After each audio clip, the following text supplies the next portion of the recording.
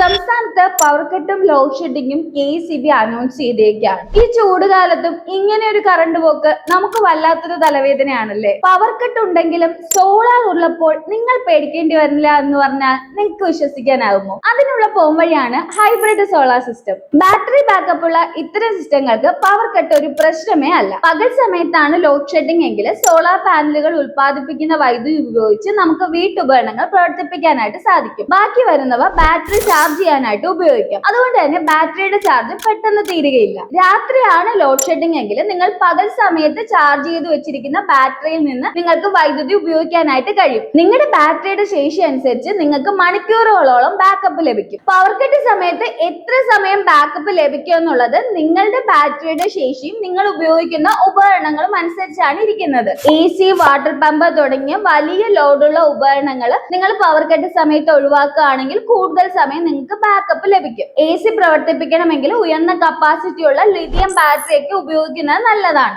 AC കൂടി ഉപയോഗിക്കണമെങ്കിൽ ഒരു 5 കിലോവാട്ട് വരുന്ന ഹൈബ്രിഡ് ഇൻവെർട്ടർ ഉപയോഗിക്കുന്നത് നല്ലതായിരിക്കും. AC സ്റ്റാർട്ട് ചെയ്യുന്ന ടൈമിൽ വലിയ തോതിലും വൈദ്യുതി ആവശ്യമായിട്ട് വരും.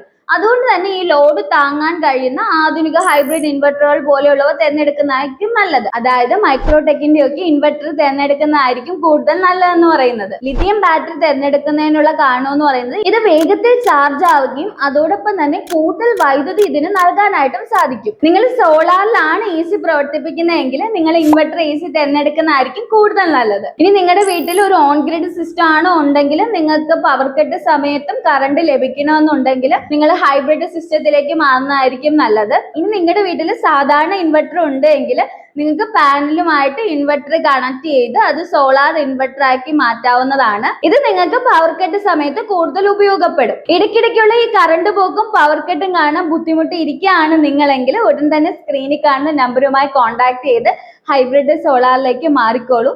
ഇനി ഈ പവർ കട്ട് നിങ്ങൾക്കൊരു വിഷയമാകില്ല.